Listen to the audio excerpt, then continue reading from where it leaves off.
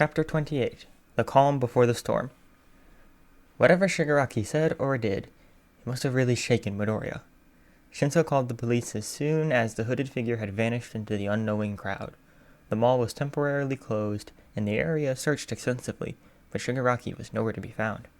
It was news to Shinso when Jiro told him that this Shigaraki guy was basically the head of the League of Villains, the same one who had sent the Nomu to Hosu and to the USJ. He had a disintegration quirk, one which immediately destroyed whatever he touched with all 5 fingers, or 4 if the thumb didn't count, which was something he pointed out lightheartedly to improve the mood. It hadn't worked. He'd had one of those deadly hands around Midoriya's throat. So now, he was quiet again, reaching for his neck almost on instinct whenever he came across a situation where he should be speaking. He stayed like that for 2 days, not using sign or even messaging on his phone. But then Tuesday came around. Well, it's okay if you don't want to talk today, Aozora smiled. Actually smiled. Nicely. There's no pressure. Midoriya just blinked at her, seemingly surprised. She turned back to her laptop like this was an extremely normal occurrence, typing away happily. You'd take a day off if you weren't feeling physically up to it, right? Shouldn't it be the same, mentally? She had said it like it was the most obvious thing in the world, which it was. But it wasn't like the rest of the world seemed to understand that. Shinso had gone with Midoriya to the radio station that day, thinking it would be far more difficult to organize a way around Midoriya's problem. You can sit in the waiting room until your train home if you want, Aozora offered, not looking back from her laptop. If she had, she would have seen the tears welling up in Midoriya's eyes. You can even sit with Present Mic in the studio. Hey, you can go in too, Raven. Shinso didn't have time to reply before Present Mic finished up in the studio, but didn't throw the door open in his usual dramatic fashion. Instead, he was slow and quiet, giving Midoriya a wide smile. Hello there, little listener, he said softly. How's everyone's favorite canary? There was a determined tweet from the bird concealed amongst Midoriya's curls. Midoriya let out a laugh. She's fine. Not a single person or creature in that room was immune from that smile of Midoriya's, as it quickly followed suit. Thanks to the radio show, Midoriya's light hadn't been quite snuffed out yet. Then let's get to the last show before your summer camp, Present Mic cried, his usual energetic self returning in full force. Are you sure, Canary? Aozora questioned, turning away from the blue light of her laptop for a moment, as she gazed concerningly at her little radio star. He didn't waver for a single second as he nodded determinedly at her, like a switch had been flipped in his brain. Aozora gave Shinso a look as Midoriya scurried after Present Mic into the studio. She didn't say anything out loud. That expression was enough. You take care of him. Shinso nodded and followed Midoriya inside, closing the door behind him. Midoriya was sitting in his chair already, headphones on, and was currently spinning it around in circles, watching Siren soar in a similar pattern over his head. Shinso was handed a pair of headphones for himself from Present Mic. He smiled at his teacher and sat down beside Midoriya contentedly. Before the last show began, though, Present Mic gave Midoriya a look similar to Aozora's.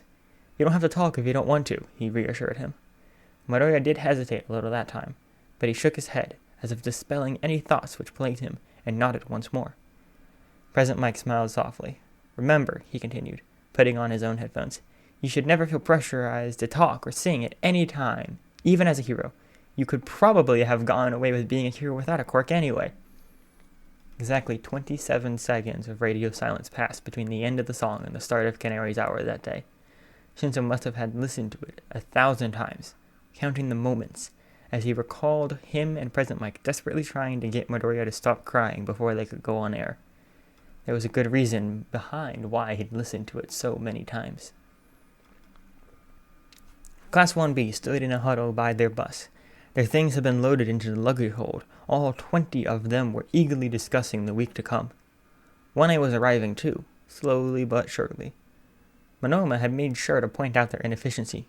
Kendo had made sure to smack him around the head for it. You'd think he'd learn by this point. Apparently not. Do you think there'll be any signal at camp? Questioned Setsuna, pointing at the screen of her phone as she made the most of the opportunity where they definitely had signal. I don't think you should count on it, Kendo informed her. She sighed and continued to tap away. I haven't finished downloading everything I want to yet. What have you got already? Interjected Honuki. A couple of TV shows, just stuff I haven't caught up on yet. Oh, and a few recordings of Canary's hour. Oh, me too. I've got the audio files of his singing, exclaimed Kinoko excitably. You're a bit of a fan, aren't you? Kendo smiled. At the beginning of the year, Kinoko had been a rather shy girl. In fact, one of the first times Kendo had ever really spoken to her had been during a conversation about Canary. She just seemed to really relate to him, and her apparent growth and confidence over the last few months was reminiscent to Canary's. I think he's great, Kinoko grinned.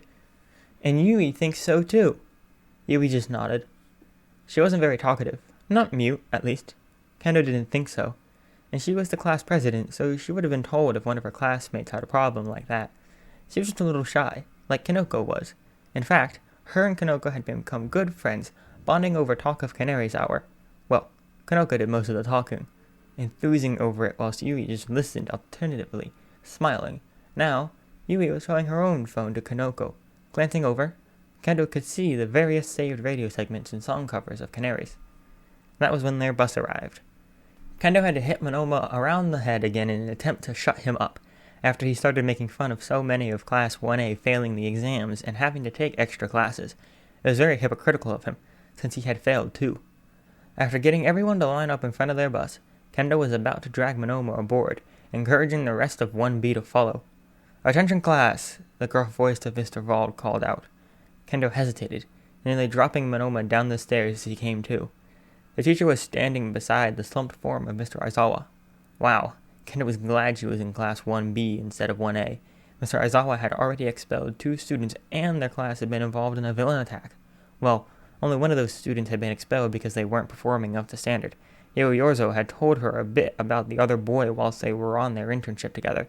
She sounded pretty relieved that he'd been kicked out, and Kendo was too. "I hope you all realize that this isn't some kind of summer vacation," Mr. Aizawa begun, addressing both classes as his weary eyes drifted over them. "You will be pushed to your limits, in hopes that next time it will be harder to reach them." "It's going to be tough," Mr. Vald continued. "And as Mr. Aizawa said, when you come out the other side, all of you will be tougher too. We're going to be working towards gaining your provisional hero license at this camp. Usually, this is not something students earn until their second year, but you lot are different," explained Mr. Aizawa, pulling at the scarf around his neck. "From the attention in the media and incidences occurring in your internships, as well as the attack on the USJ, it is important that you have the ability to use your quirks legally against villains as quickly as possible. But to get this license so early, you will need not just give it your all, but go beyond, plus ultra and all that. And remember," said Mr. Vald, giving Monoma a look, "you're outside the sports festival now, so you don't need to view each other as rivals at the current moment. It is more beneficial for you all to work together to achieve greatness. For now." Kendo sighed. Even Mr. Vald was rather jingoistic about their class. Even Mr. Aizawa seemed to pick up on that, because Kendo was sure she saw him roll his eyes. "Speaking of classes," he said, changing the subject somewhat, "with 20 students in Class 1B and only 18 in 1A, I think it's safe to say we should just transfer them straight into my class?" Kendo frowned. A lot of her fellow Hero Corps students did. Mr. Aizawa was obviously talking to just Mr. Vald, but that didn't make them any less confused and curious. "It wouldn't be hard for me to manage an extra student or two," Mr. Vald contradicted. "The classrooms only hold 20 kids. Well, yes, but that doesn't mean they have to be in Class A. Besides, wouldn't it be more beneficial if you put them on Class B's bus? There's enough space for 25 there. I thought you didn't want to include them in your little training exercise." Mr. Aizawa really sighed that time. "I suppose not. Fine, do that then." He suddenly ducked his head, and a little green ball whizzed past like a rocket, stopping in midair right before the face of that tall kid in Class 1A, the one that could talk to animals. Kendo felt bad for not quite remembering his name. That was when she realized it wasn't a ball, but a tiny green bird. A canary, to be exact. Kendo tore her eyes away from the intruder, only to settle them on 2 people now standing in between Mr. Vald and Mr. Aizawa. "Everyone," Mr. Aizawa continued, indicating towards them, "meet Shinso and Midoriya, Canary, and Brainblink." If Midoriya thought he would be able to keep Siren at home whilst he went to the Hero Course's summer camp, he would be wrong. Very wrong. Siren did whatever she wanted, and if her human was going to be gone for a week, then she would be coming with him, no questions asked. And Midoriya was a little scared to be firm with the tiny creature after she almost pecked out that Nomu's eyes. Now, she was sitting in Koda's hand smugly, as his eyes flickered between her and Midoriya and Shinso in bewilderment. They had arrived rather suddenly. It wasn't Midoriya's fault they were late. Shinso was the one who almost forgot his PE kit and left Midoriya standing and waiting by the crossroads before UA for 10 minutes longer than usual before he finally arrived. They are applying to be transferred to the hero course by the start of next semester, Mr. Aizawa continued. Midoriya smiled feebly at the hero course, and most of them stared with starstruck eyes. Not all of them, though. His Arya friends smirked at the other's excitement.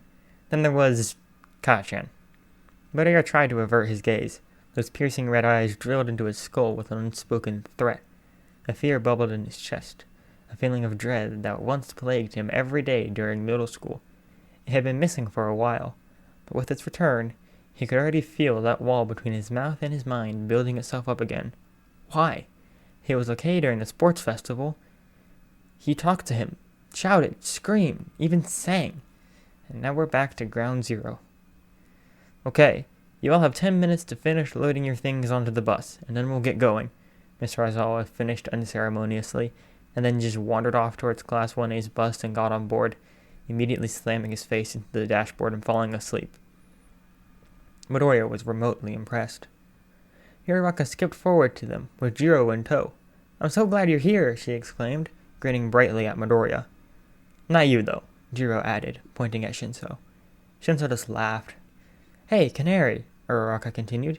She was holding something behind her back. "I got you something from the mall the other day, but after everything that happened, I never got around to giving it to you, so—" "You didn't have to do that," Midoriya signed, and Shinso translated. "You paid for my food at the cafe," she insisted, waving off the comment. "Besides, it wasn't much. Ta-da!" Thrust into Midoriya's arms was a pocket-sized black notebook titled Death Note. "You know, the anime?" She laughed. "I never watched it, but I thought you could put all your danger songs in there or something. It might be a good idea to write them down. Or have you already done that?" Jiro questioned. Midoriya opened his mouth to reply, but was quickly interrupted. "Midoriya, Shinso!" exclaimed the teacher for Class 1B, King. "You will be boarding Class B's bus on the way to camp, so make sure to load your luggage here instead of on Class A's vehicle." They all blinked at him. "Aren't we transferring to Class A, though?" Shinso voiced. "There's 2 spaces free in their class, but no spaces in yours." King hesitated for a moment, as if thinking for a reasonable excuse. "You know a good majority of Class A already. It's only an hour's journey, but you could use it to familiarize yourself with Class B." Siren flew back to Midoriya as he narrowed his eyes at Class B's teacher. He turned to Shinso, gingerly putting his new book down by his feet to sign. "I feel sorry for Class A." He frowned. "Why? Did you hear what Tired was saying to King just before we arrived?" "No, because I don't have super hearing and we haven't arrived yet." "We weren't that far away." "Yeah, scratch that stuff about your music being too loud. Just let it damage your hearing. That's scary." "It's not." "These one-sided conversations are too difficult to comprehend," Todoroki sighed as he walked up to them too. "Puffin, everything confuses you," Uraraka pointed out. He just shrugged. "You two should follow Mr. King's instructions and put your belongings on their bus," Ida instructed, cutting into their conversations with his usual hand-chopping thing. "Oh, hey, is that a guitar case I see?" Jiro grinned excitedly as she noticed the slightly scorched case. It was harder to see the burnt patches because it was black in color, but they were still there. Midoriya picked it up and hugged it close to his body, smiling nervously and nodding. "Awesome! You'll have to let me have a go on it at some point," said Jiro. "If I knew you were bringing an instrument, I would have too." You play?" Midoriya whispered to her. She smiled at his voice. "Yeah, learned pretty much anything I could get my hands on." Me too." Someone tapped him on the shoulder. Midoriya squealed and jumped backwards a couple of meters in surprise. A girl with vibrant ginger hair and high ponytail blinked at him. "Sorry," she apologized. "I didn't mean to scare you." She cleared her throat before introducing herself. "I'm Itsuka Kendo, the class representative of 1B. "Hitoshi Shinso," Shinso said, before pointing Midoriya with his thumb. "Izuku Midoriya." Midoriya just waved weakly. "Well, do you want me to help you with your bags?" Kendo offered.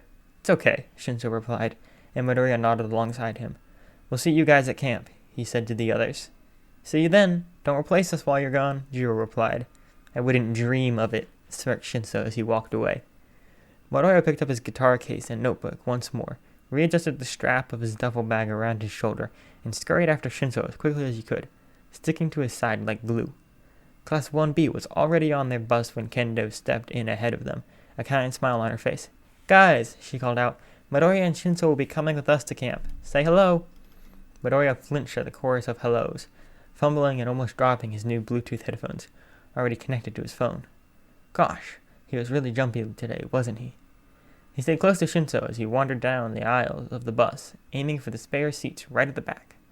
The members of Class 1B gaped and stared as he hurried past. A couple of them had a set of 2 seats to themselves, meaning that 2 of the 5 seats at the very back of the bus were occupied. Shinso slid in next to the window, whilst Midoriya was eager to sit down right next to him. He sighed in relief, looking forward to an hour to himself, escaping from all the people and talking, but after a slight hesitation, a rather short girl, who had been sitting a couple of seats over from him, slid over one, a wobbly smile on her face as she perched next to him. Hi, she said, fiddling with her hair a little. Her fringe was rather long, completely covering her eyes. Through the gaps in her thick hair, though, Midoriya could almost see the stars in her eyes as she gazed up at him. Midoriya blinked at her for a second before waving back. Shinso leaned forwards. Aren't you the girl who had Midoriya's radio keycard before the sports festival? Midoriya almost forgot about that. With a nod, she confirmed Shinso's suspicions. Sorry, she apologized. I was just really curious. I've listened to all your shows. After a slight hesitation, Midoriya ended up replying in sign. Thank you. He says, thank you, Shinso translated almost immediately.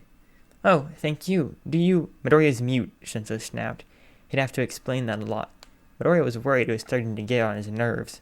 I know, she stammered. I was going to ask if you wanted to go by Canary or Midoriya. He smiled and exaggerated his shrug, showing that he didn't really mind. Oh, and I'm Kanoko Komori, she grinned. This is my friend, Yukodai. She pointed at the girl on her left, who mimicked Midoriya's wave as the bus roared into life. Hey, Midoriya, Shinso suddenly interrupted. He had been gazing out the window at the lingering members of Class 1A. What were you trying to tell me earlier? It took him a moment to remember. Oh, King mentioned something about tired doing an exercise with the Class A that he didn't want us included in. Really? Frowned Shinso. If I have to guess, I'd say he's going to make them walk.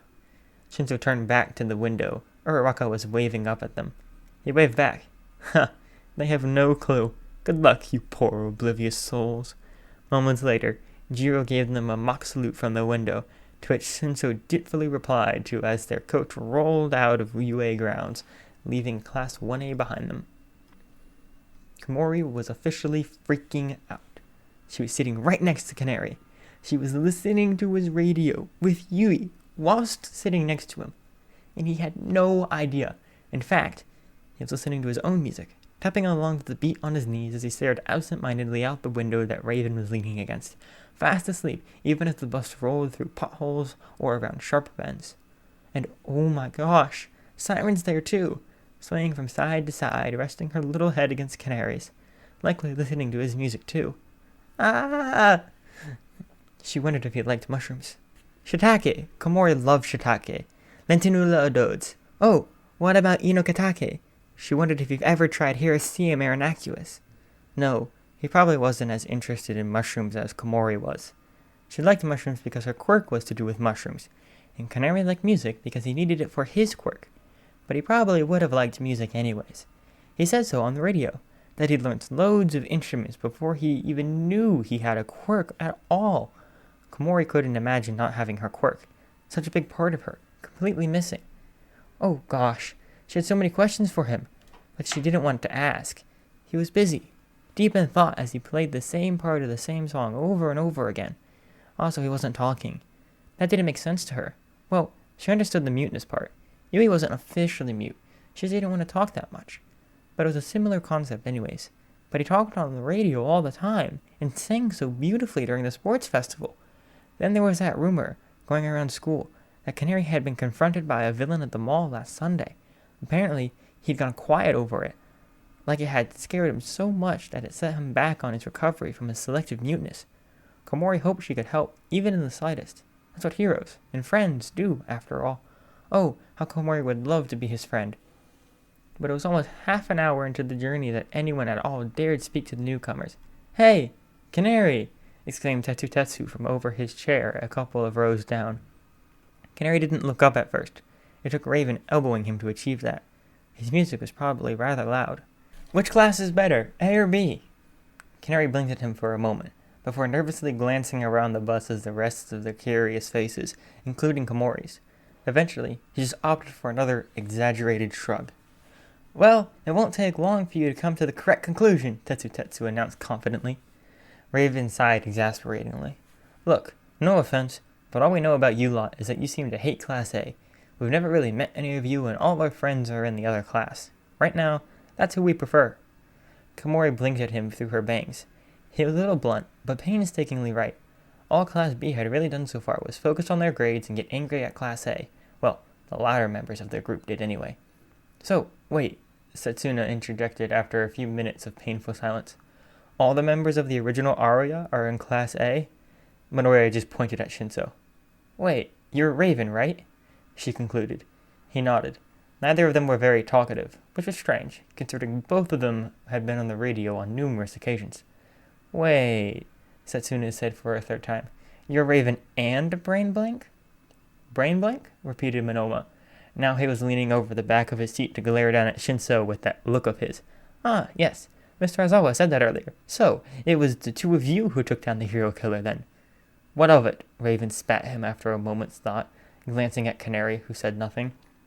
Well, not only was the public led to believe that Brain Blank was a more unknown hero rather than another UA student, but you let Canary take most of the credit, and hid the fact that Raven, Brain Blank, and you were all one and the same person, Monoma explained slyly. Canary grew a little red as he sank further back into his seat. That's because I don't want to be well known, Raven snapped. My quirk is less effective if everybody knows what it is. Besides, I only turned up at the end. Canary did most of the work. Oh yeah? Said Tsuburaba, who had been sitting next to Monoma, and now leaning over the back of his seat too. What songs did you use against him? That's how your quirk works, right? You use songs to give you different powers and stuff? Yeah, come on, give us some details, grinned Setsuna. Komori looked back and forth between her classmates and Canary. They just seemed generally excited to talk to him. Canary appeared to feel exactly the opposite. Raven noticed it too. He opened his mouth to protest against bugging him, but Komori beat him to it. Leave him alone, she exclaimed. Only afterwards did she realize that had been a little rude, but Kendo quickly came to her rescue. Yeah, come on guys, it's obvious he doesn't want to talk about it, so there's no need to push for answers. We want to make Midoriya and Shinso feel welcome, not push them away, she sighed, sinking back into her chair as she finished her proclamation. She was like everyone's big sister. Komori sometimes pictured poor Kendo holding onto a bunch of harnessed little toddlers, running around and screaming, whilst the rest sat on the floor and complained loudly, or just lay motionless with questionably still bodies. Komori saw how Canary relaxed a little, sitting a little more upright in his seat as the others turned away respectfully, except Monoma, who had to be hit around the head by Kendo from across the gangway to achieve that. A few seconds passed, and Siren hopped onto her shoulder. Komori could have screamed in delight. Mission successful. Class 1B was a little overwhelming for Midoriya, but that was to be expected. When arriving at the summer camp, after a brief internal freakout that they just met Tiger and Ragdoll from the Wild Wild Pussycats, Midoriya and Shinso unloaded their luggage into the 1A boys' sleeping area, and then made their way back outside. They had a few hours to kill before food was served, apparently, which mainly involved tours around the facilities and a brief description of what they'd be doing over the next few days. But the vague term of training still didn't sit right with Midoriya. It felt rather ominous. What training would they be doing exactly? But he ended up finding himself spending more time, alongside Shinso, with that girl from the bus that Shinso kept calling Fringe 2.0 in sign language. Her real name was Komori, and since it turns out she had a super interesting quirk to do with spawning any and all types of fungi, the possibilities of that kind of power could grant, he went on a tangent for far too long on it, muttering endlessly, and poor Komori looked like she was about to pass out after hearing his voice for the first time in person. Midoriya now called her Mushroom in sign and name instead. Godai was nice too. She could change the size of any non-living thing she wanted, which was also super cool. She didn't talk that much, but it was something Midoriya could appreciate. She wasn't mute like him. She didn't actually struggle to get the words out of her mouth. She just didn't, really. But Midoriya was so used to having to communicate in methods other than words, or without sign for the many who couldn't translate it, that they got by quite well anyway. After dinner, the four of them were sitting by the trees out of the front of the lodge when Siren let a high-pitched squeak. Not a scared, warning one, but a someone's coming kind of thing. They turned around, and from the depths of the woodland trudged Class A. Shinso let out a pitiful laugh. Had fun, did you? Uraraka appeared beside them, only to fall face first into the ground, groaning. I think I'm gonna be sick. Are you okay? Questioned Komori, deep concern in her voice as the rest of class with A appeared. Jiro was next. She looked down at Shinso, panting from the effort of making it there. We replaced you, Shinso announced. These are our new best friends. Jiro seemingly didn't have the energy to come up with a suitable comeback. Screw you, she decided on. Not you two, she added after a moment's thought. You seem nice. Sorry, I'm too tired to deal with this. Uraraka moaned in agreement as Jiro helped her off the ground. Midoriya successfully predicted this would happen, Shinso added as he stood up too, along with everyone else. Of course he did, she sighed. All right, class, fall in, Mr. Aizawa announced, and the poor, exhausted souls of Class 1A dragged their feet over into the center of the clearing before their teacher, and the two remaining members of the Wild Wild Pussycats that Midoriya had yet to meet, Mandalay and Pixie Bob. Actually, there was a third stranger there, a little boy with a red cap on. Midoriya vaguely listened as Pixie Bob praised some of them for their efforts, and as Mandalay apologized for expecting them to take far less time. You have time to bath and eat when you've unloaded your things from the bus. The real training begins tomorrow, Mr. Aizawa announced as Midoriya, Shinso, and the two 1B girls approached curiously. Mr. Aizawa caught a glance at the four of them from the corner of his eyes. I thought the rest of Class B were already in the bath. We really couldn't be bothered, Shinso replied. The other three, including Midoriya, just nodded. Mr. Aizawa nodded. Right, you lot, get going. You've got a long week ahead of you. Midoriya didn't sleep until late that night. It was a stupid reason, really. His bed was positioned in the far corner. Shinso was next to him. He had Todoroki and Ida opposite. Kachan was as far away as he could possibly be. But all night, the hairs on the back of Midoriya's neck stood upright, thinking about the old friend on the other side of the room. He'd yet to talk to him since the sports festival, and he was quite certain that he couldn't, even if he tried. So, now what? He drifted off into an uneasy sleep, with Siren nestled in his curls, her feathers tickling his scalp. It was more comforting than his thoughts. The sun hadn't risen yet when Mr. Aizawa threw the door open, sending a wave of chilly air across the room.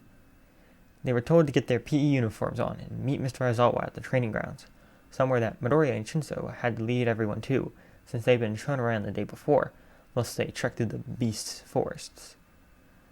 They were half awake. Barely any of them had managed to brush their hair. A few had just thrown their PE jackets over top of their top. Midoriya noticed that two of them had their shoes on the wrong way around. He would say names if he could actually remember what any of them were called. The only one who was really ready for the day was Siren, who was singing peacefully, hovering around Midoriya and the others gleefully.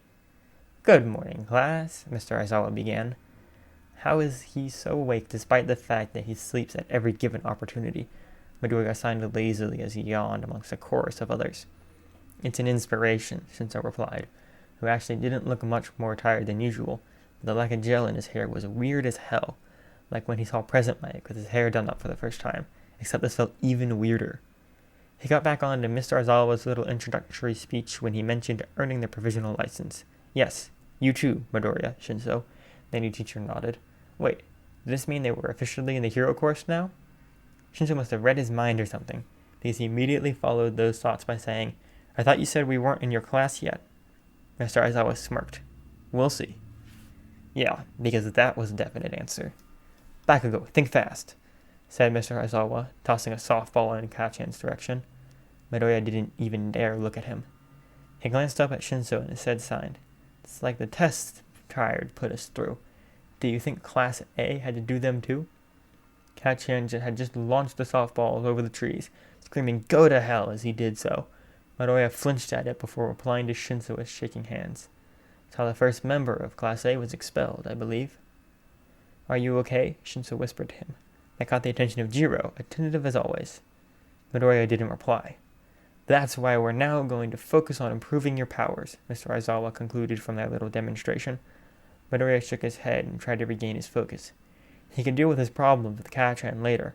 Right now, he needed to set his mind on one thing, and one thing only, becoming a hero. This will be so hard you'll feel like you're dying, Mr. Aizawa grinned. Let's hope you all survive. Okay, what?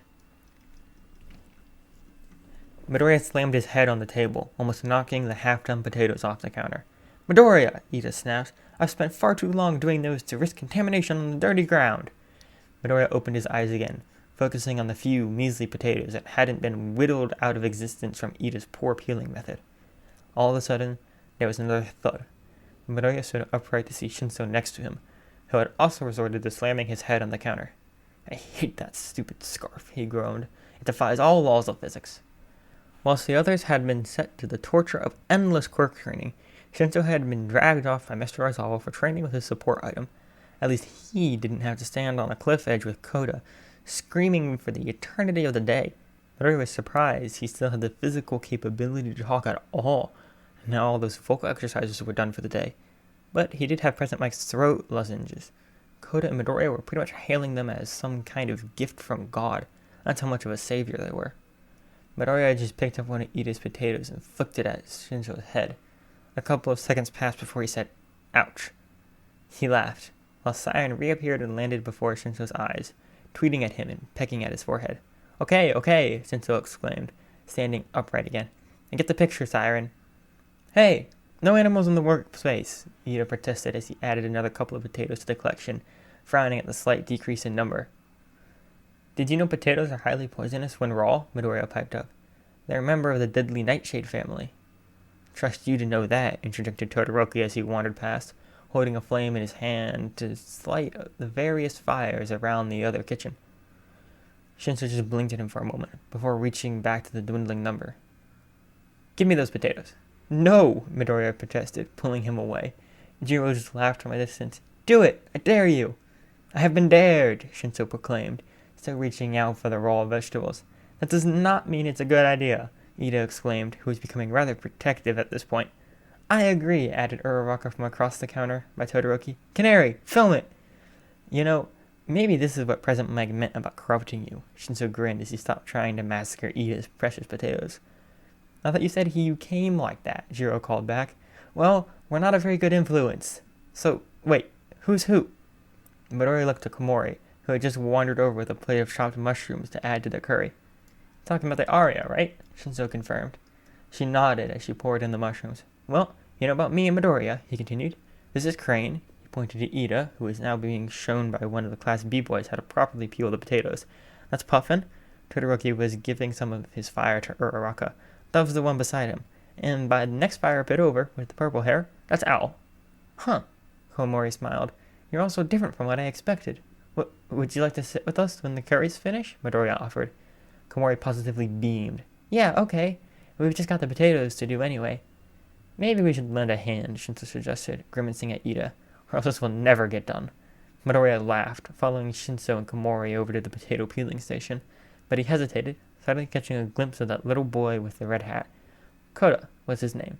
He stormed off into a little footpath, which disappeared into the forest, winding past the trees and supposedly leading up to one of the looking mountains.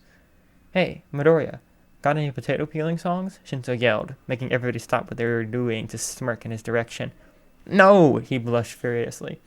Then let's write one, Shinso grinned, teasing him on purpose. You know it doesn't work like that. Midoriya sat by the fire, picking at the grass beneath him.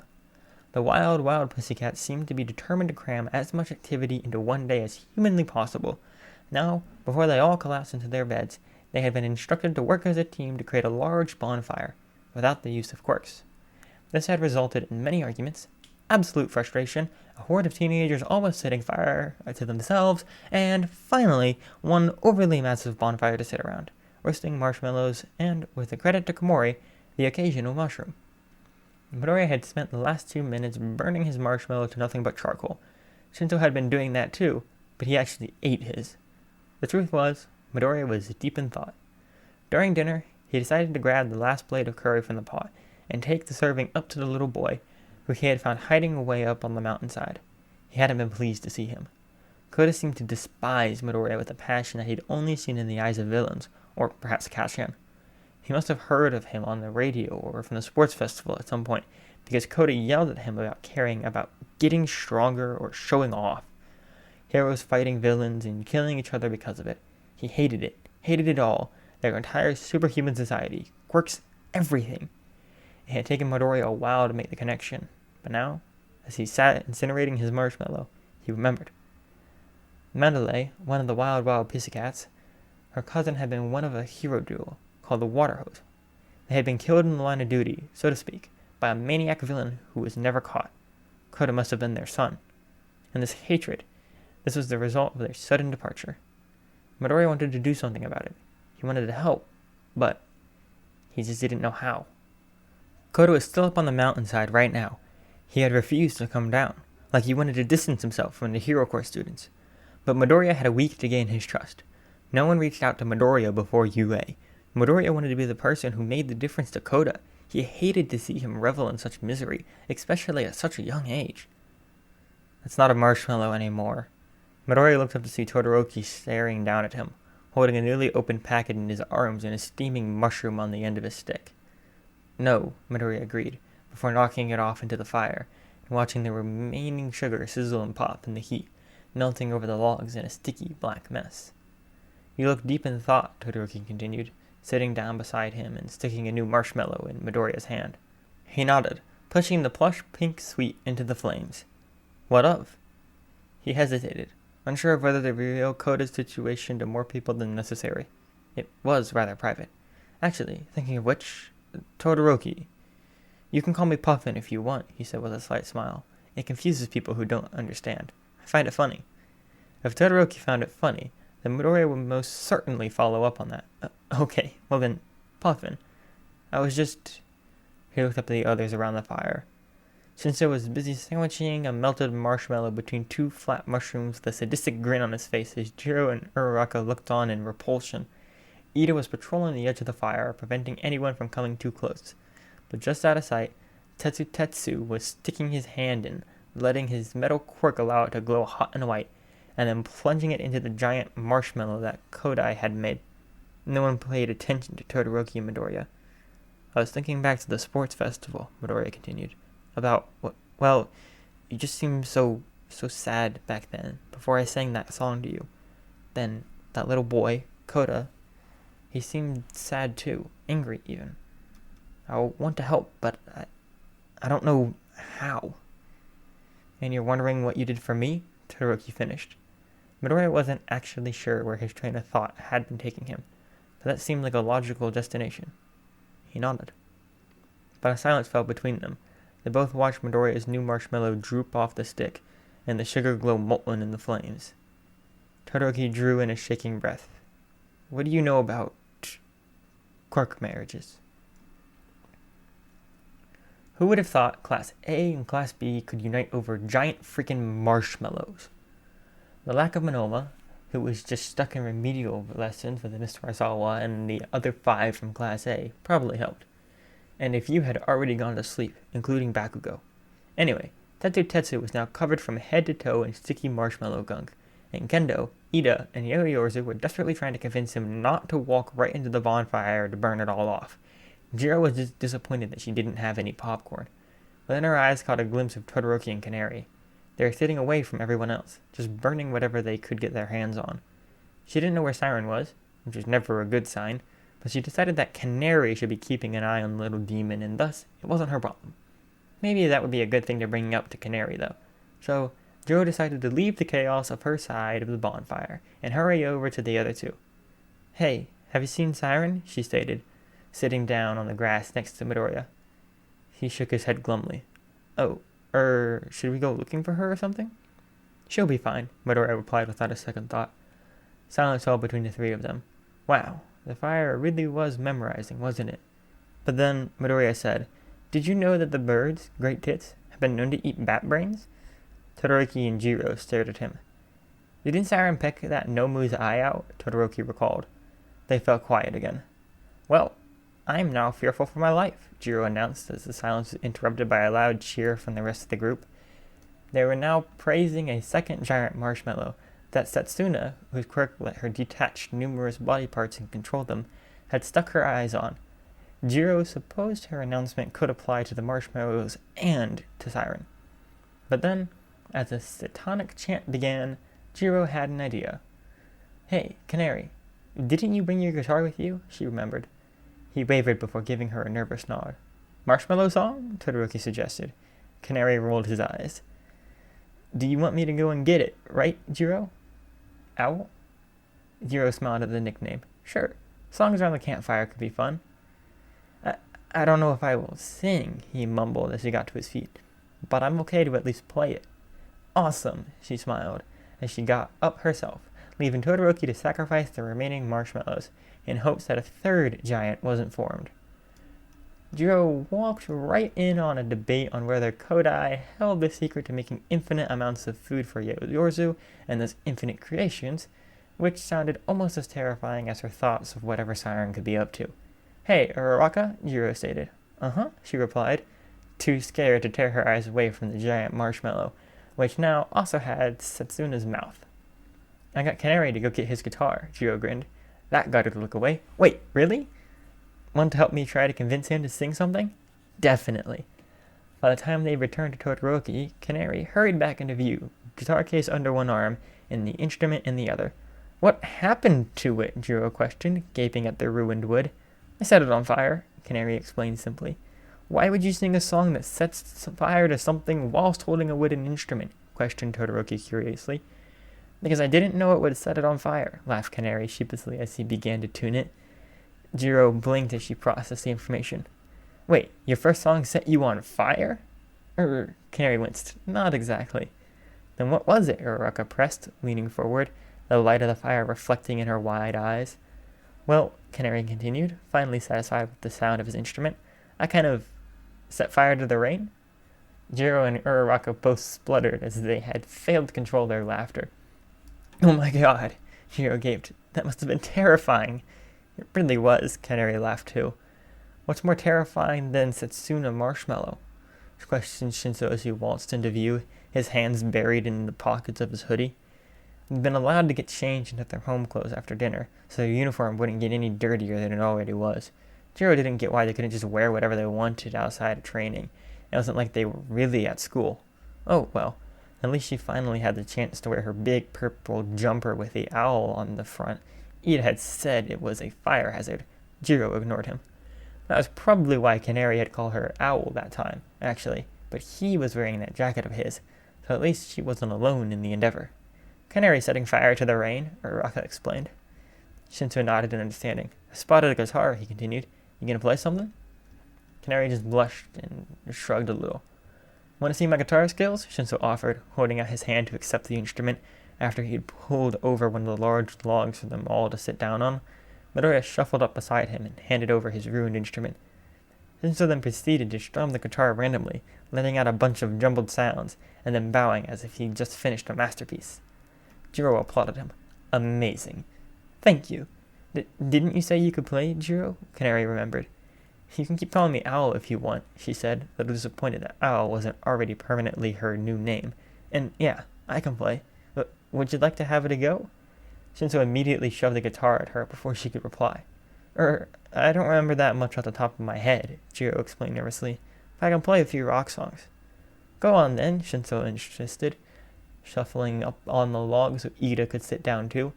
He'd seemingly given up on stopping the others from whatever antics they'd been up to anyway, then heard Shinso's attempt at music and wandered over to escape. So she played, just a few chords, but by the end, she had everyone clapping enthusiastically, and she was blushing almost as furiously as Canary often did. She was also vaguely aware that the rest of the hero chorus now knew of the instrument's presence. They'd stopped laughing like hyenas to listen in, anyway. Wow, you're really good, Canary exclaimed, stars in his eyes as he accepted his instrument back. Siren's back, Jiro pointed out, avoiding the compliment as she gazed at the little bird on Canary's head. Maybe she'd been there the whole time. Who knows? Right, your go, Midoriya. But don't feel bad if you're not as good as I am, said Shinso. Canary picked at one of the burnt patches on his guitar. I don't know. You don't have to sing, Uraraka interjected. She was lying on the ground, legs in the air and chin resting in her hands. Mina said you played sometimes when you did dance. Is it less scary to just play instead of sing? Yeah, I guess so, he admitted with a shrug. Give it a go then. Jiro added. We'd love to hear, obviously, though. You don't have to if you don't want to. We could hear Raven sing instead, Todoroki suggested. Not a chance, Shinso snapped, but he was still smiling.